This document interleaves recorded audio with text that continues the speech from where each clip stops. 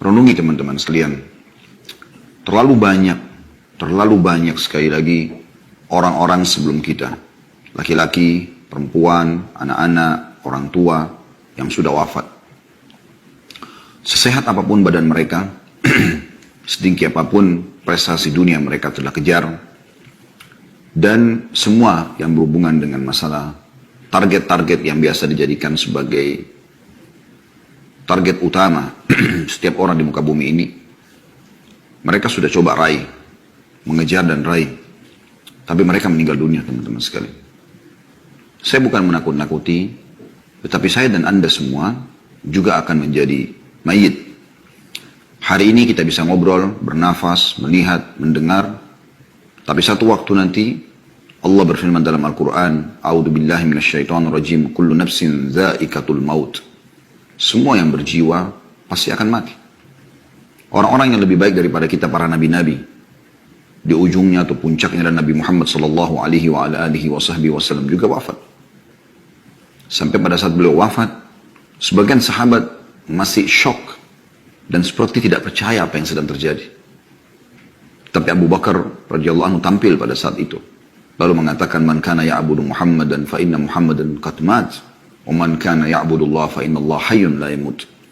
Siapa yang menyembah Muhammad, Muhammad telah mati. Dan siapa yang menyembah Allah, Allah hidup dan tidak akan pernah mati. Kalau manusia terbaik, pemimpin anak Adam, Nabi Muhammad SAW pun wafat, maka saya sama Anda lebih pantas untuk melalui itu. Allah berfirman tentang nabinya, innaka mayyitun wa innahum mayyitun. Kau pasti akan menjadi mayyit, hai Muhammad, akan mati. Dan mereka semua juga pasti akan mati. Kita akan mati teman-teman sekalian. Dan pada saat kita meninggal dunia, kita akan diminta pertanggungjawaban terhadap waktu, rezeki yang sudah Allah berikan selama di dunia. Kemana kita habiskan umur kita? Waktu-waktu kita. Harta yang telah Allah titipkan. Pasangan hidup, keturunan. Orang mukmin sangat cerdas.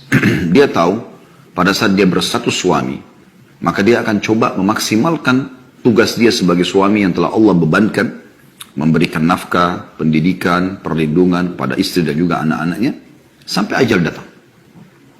Yang dia jadikan target adalah ridha Tuhannya Allah subhanahu wa ta'ala, yang akan membalas terhadap apa yang dia lakukan. Pada saat seorang menjadi istri, maka dia mukminah. Tentunya kita bicara sosok mukminah, dan kita berharap wanita-wanita yang mengikuti acara kita ini juga termasuk dalamnya. Pada saat menjadi seorang istri, target dia adalah bagaimana mendapatkan ridho Tuhannya. Bagaimana dia melayani suaminya, mentaatinya, izin kalau mau keluar, memenuhi kebutuhannya, menjaga amanah rumah dan anak-anaknya. Hanya sampai ajal datang. Dan ajal pasti datang. Orang tua juga pada anak begitu. Dia bertugas sebagai orang tua, memberikan pendidikan yang terbaik dan menjadikan anak-anaknya sebagai amal jariah buat dia sampai ajal datang. Sosok anak juga seperti itu. Dia bertugas sebagai anak sampai ajal dia datang. Bagaimana dia menjadi anak yang patuh, yang bakti, memenuhi kebutuhan orang tuanya. Begitu juga yang lainnya. Pimpinan perusahaan, pimpinan negara, masyarakat terhadap pemimpinnya, sahabat terhadap sahabatnya, tetangga terhadap tetangganya. Semua itu teman-teman, semasa ajal belum datang. Maksimalkan dengan kebaikan-kebaikan. Karena Allah mengekalkan dalam Al-Quran dan tidak akan pernah salah. وَمَنْ يَعْمَلْ مِثْقَالَ ذَرَّةٍ خَيْرًا يَرَهُ. Siapa yang berbuat seperti biji sawi dari kebaikan, pasti dia akan lihat dan dia akan terima balasannya. وَمَنْ يَعْمَلْ مِثْقَالَ ذَرَّةٍ شَرًّا يَرَهُ. Dan siapa yang berbuat seperti biji sawi dari keburukan, dia pasti akan diperlihatkan dan diminta pertanggungjawabannya. Penyesalan selalu terakhir teman-teman sekalian. Dan jangan Anda tiba di penghujung itu baru ada menyesal.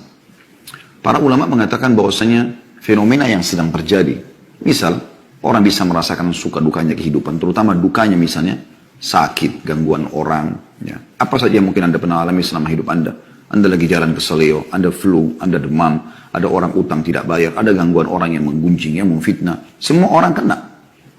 Semua itu peringatan dari Allah subhanahu wa ta'ala, bahwasanya di dunia ini hanya sebagai peringatan. Di akhirat akan ada siksaan yang abadi, yang sangat menyakitkan. Penyesalan pada saat itu tidak berguna lagi. Kalau Anda mau live, kalau Anda tidak mau live, sudah ada siaran ulang insya Allah. Anda bisa dilihat di playlist YouTube. tentang bedah buku Rasulullah SAW cerita tentang surga dan neraka. Bercerita tentang surga dan neraka. Masing-masing 30 pasal sekian. Renungi teman-teman sekalian, itu bukan sebuah dongeng, tapi kepastian. Kita semua akan menuju kepada Tuhan kita. Pertanyaan sederhana, sampai kapan kita terus dalam pelanggaran-pelanggaran? Sampai kita meninggal seperti orang-orang terdahulu sebelum kita.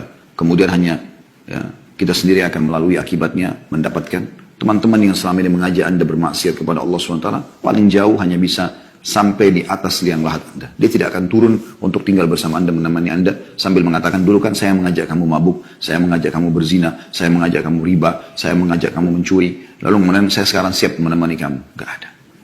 Paling lama mereka 15-20 menit, setengah jam, mereka akan tinggalkan dan beraktivitas seperti biasa. Anda akan tinggal sendiri di kuburan tersebut. Sering teman-teman sekalian lewatin kuburan.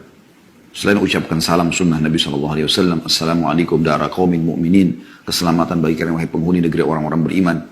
Ya, antumus sabiqun, nahnu insyaallah bikum lahiqun. Kalian telah mendahului kami akan menyusul kalian. Ghafarallahu mustaqdimina minkum wal mustakhirina minna. Semoga Allah memaafkan orang-orang terdahulu di antara kalian yang sudah mati duluan, dan orang-orang yang di antara kami akan menyusul.